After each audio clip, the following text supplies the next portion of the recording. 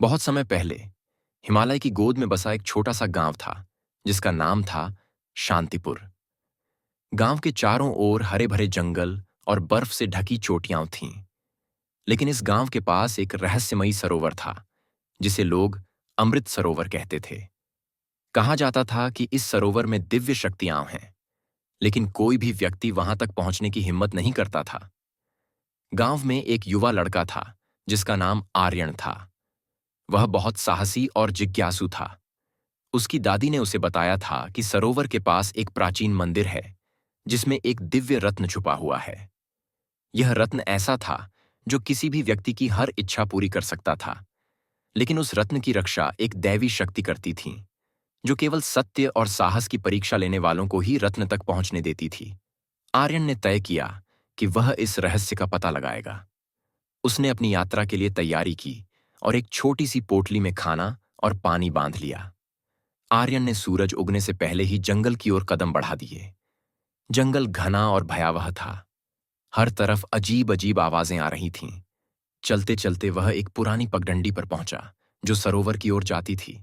रास्ते में आर्यन का सामना एक विशाल नाग से हुआ। नाग ने फुफकारते हुए कहा, कौन हो तुम और यहां क्यों आए हो?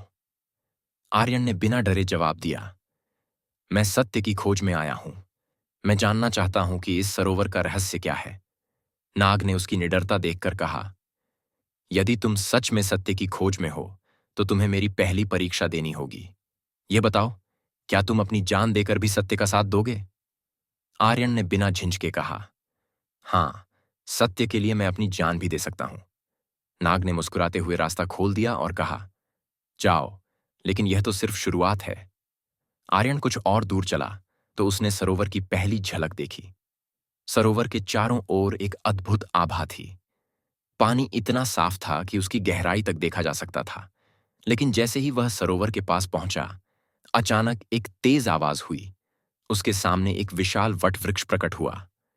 वृक्ष ने एक गहरी आवाज में कहा, आर्यन, तुमने नाग की परीक्षा तो पास कर ली, लेकिन अब तुम्हें दूसरी परीक्षा देनी होगी। यह बताओ, यदि तुम्हें अमृता का वरदान मिले तो तुम उसका क्या करोगे?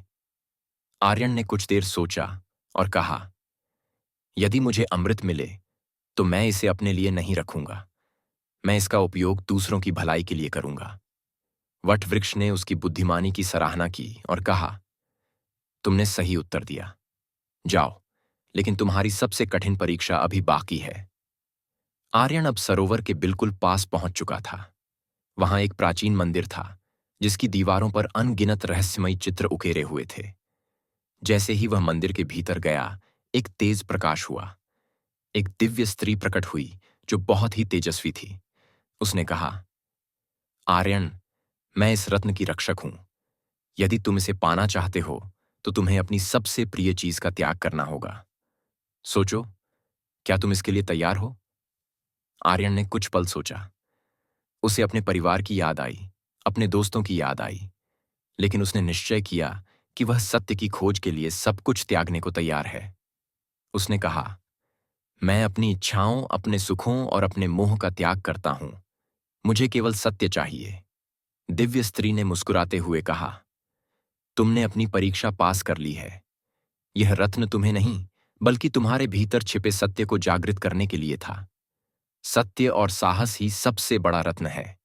इतना कहकर दिव्य स्त्री अदृश्य हो गई और आर्यन ने महसूस किया कि उसके भीतर एक अद्भुत शक्ति का संचार हो रहा है। वह समझ गया कि यह रत्न भौतिक नहीं, बल्कि आध्यात्मिक था। आर्यन सरोवर से लौटकर गांव आया। वह अब पहले जैसा नहीं रहा। उसकी आंखों में ज्ञान की चमक थी और हृदय में शांति। उसने गांव वालों को अपनी यात्रा की कहानी सुनाई और उन्हें सिखाया कि सत्य और साहस ही जीवन का सबसे बड़ा धन है। गांव वालों ने सरोवर की ओर देखना बंद कर दिया और अपने जीवन को सत्य और परोपकार की राह पर चलाना शुरू कर दिया। इस प्रकार अमृत सरोवर का रहस्य भले ही सुलझ गया हो, लेकिन उसकी शिक्षा आर्यन और गांव वालों के जीवन में अमर हो गई।